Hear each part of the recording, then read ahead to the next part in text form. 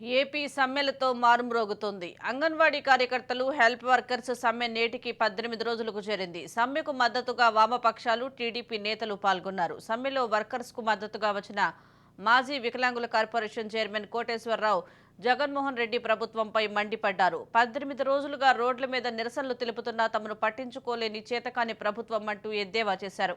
2024లో TDP అధికారంలోకి రాగానే అంగన్వాడీ మహిళల సమస్యలు ఖచ్చితంగా పరిష్కరిస్తామని హామీ ఇచ్చారు. ఇక 18 రోజులుగా మహిళలు ఇంత పెద్ద ఎత్తున ధర్నా చేస్తుంటే అసలు ప్రభుత్వం ఉందా లేదా అని అనుమానం వస్తుందని అంగన్వాడీ కార్యకర్తలు ప్రశ్నించారు. సమాన పనికి సమాన వేతనం, రిటైర్డ్ బెనిఫిట్స్ వచ్చేంత వరకు తమ ఉద్యమం ఆగదని ప్రభుత్వాన్ని హెచ్చరించారు.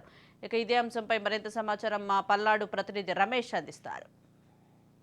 అంగన్వాడీ కార్యకర్తలు, హెల్ప్ వర్కర్స్ కూడా 18 రోజులుగా రాష్ట్ర వ్యాప్తంగా ధర్నాకు దిగారు. ఏదైతే వాళ్ళ డిమాండ్స్ పాదయాత్రలో వైఎస్ జగన్మోహన్ రెడ్డి ఇచ్చినటువంటి పాదయాత్రలో ఇచ్చినటువంటి హామీలని నెరవేర్చమని కూడా పెద్ద ఎత్తున కూడా ధర్నా చేపడుతున్నటువంటి పరిస్థితి. నర్సరావుపేట గాంధీ పార్క్ సెంటర్లో కూడా మనం విజువల్స్లో స్పష్టంగా చూసుకోవచ్చు. పెద్ద ఎత్తున కూడా అంగన్వాడీ కార్యకర్తలు, హెల్ప్ వర్కర్స్ కూడా పెద్ద ఎత్తున చేరుకున్నారు.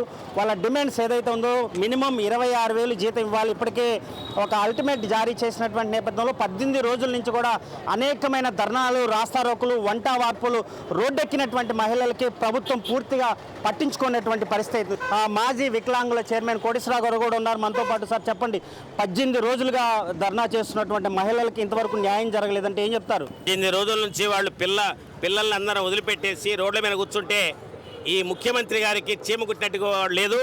అదేవిధంగా స్థానిక శాసనసభ్యుడు కూడా కనీసం వీళ్ళ యొక్క సమస్యలను అడిగి తెలుసుకోవడానికి వీళ్ళ దగ్గర రాకపోగా వీళ్ళే ఎమ్మెల్యే దగ్గర పోతే ఎమ్మెల్యే ఇల్లు విడిచి పారిపోయాడు.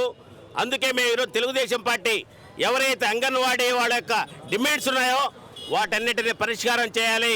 ఒకవేళ మీకు పరిష్కారం చేయడం చేతకాకపోతే రేపు తెలుగుదేశం పార్టీ అధికారంలోకి వచ్చిన తర్వాత తప్పనిసరిగా మీ డిమాండ్లన్నింటిని కూడా పరిష్కారం చేస్తాం అని చెప్పేసి రాష్ట్రంలోని ఈ అంగన్వాడీ వాళ్ళందరికీ కూడా మేము తెలుగుదేశం పార్టీ తరఫున తెలియజేస్తా ఉన్నాం. అంగన్వాడీ కార్యకర్తలు కూడా ఉన్నారు, వాళ్ళతో మాట్లాడే అమ్మ ఇప్పుడు జరుగుతున్నటువంటి సిచ్యువేషన్ కానీ ఏదైతే మరి అమ్మ చెప్పండి అమ్మ.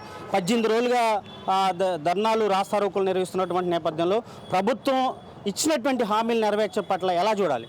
ఈ ప్రభుత్వం వచ్చిన తర్వాత నేను అధికారంలోకి వస్తే తెలంగాణ కంటే 1000 రూపాయలు అదనంగా ఇస్తానని చెప్పారు.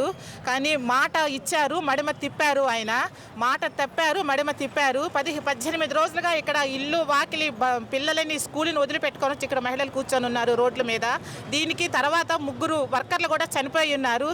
దీనికి అంతటికీ కూడా ఈ రాష్ట్ర ప్రభుత్వమే కారణం, బాధ్యత వహించాల్సి వస్తూ ఉన్నది. ఏది ఏమైనా కానీ మా సమస్యలు పరిష్కారం అయ్యేంత వరకు కూడా మేము ఈ టెంట్లో నుంచి కదలమని చెప్తా ఉన్నాం. మేము తర్వాత ఈరోజు ఒక ప్రకటన చూస్తాము. నిన్న ఏంటంటే సాక్షి పేపర్లో వచ్చింది. నేను వచ్చిన తర్వాతనే వాళ్ళకి 7,000 నుంచి 11,500 చేశారని చెప్పని పచ్చి అబద్ధాలు అవన్నీ కూడాను. ఫస్ట్లో గతంలో మాకు వచ్చింది 2016లో 4,500 నుంచి 7,000 అయినాయి. 2018లో 7,000 నుంచి 10,500 చేసింది గత ప్రభుత్వం. ఈ ప్రభుత్వం వచ్చిన తర్వాత మాకు ఇచ్చింది ఒక్క 1,000 రూపాయలు మాత్రమే ఇచ్చింది. పైగా ఇప్పుడు చెప్తున్నారు, నేను చెప్తున్నా మేము టీఏ ఇస్తున్నామని చెప్తా ఉన్నారు. టీఏ ఆల్రెడీ మా హక్కు. టీఏ బిల్ అనేది మా హక్కు. అది నెలకి 2 సార్లు మేము ప్రాజెక్ట్ మీటింగ్కి వెళ్తాము, సెక్టార్ మీటింగ్కి వెళ్తున్నాము. 2 టీఏ బిల్స్ రావాలి మాకు. అట్లాంటిది ఈరోజు ఒక టీఏ బిల్ ఇస్తామని చెప్తున్నారు. ఎవరికి కాదు ఒక టీఏ బిల్లు? మాకు నెలకి 2 టీఏ బిల్లు కూడా మీరు వర్తింప చేయాలి. తర్వాత 3 నెలల వేతనంతో కూడిన మెడికల్ లీవ్ అడుగుతున్నాం మేము.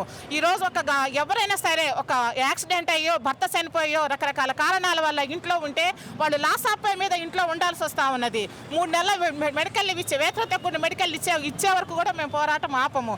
సుప్రీంకోర్టు ఇచ్చింది. వాళ్ళు రకరకాల సేవలు చేస్తున్నారు ఐసిడిఎస్ని స్థాపించిన తర్వాత మాతృ మరణాలు తగ్గినాయి, శిశు మరణాలు తగ్గినాయి, కుపోషణ తగ్గింది, పిల్లల బడి మానవేత తగ్గింది. ఇవన్నీ వాళ్ళు చేస్తున్నప్పుడు వాళ్ళని కార్మికులుగా మీరు గుర్తించండి, వాళ్ళు అసలు ఐసిడిఎస్ని సంస్థాగతం చెయ్యండి అని చెప్పారు. ఇవన్నీ కూడా పక్కన పెట్టేశారు. సుప్రీంకోర్టు మాకు గ్రాడ్యుయేట్ ఇవ్వమని చెప్పింది.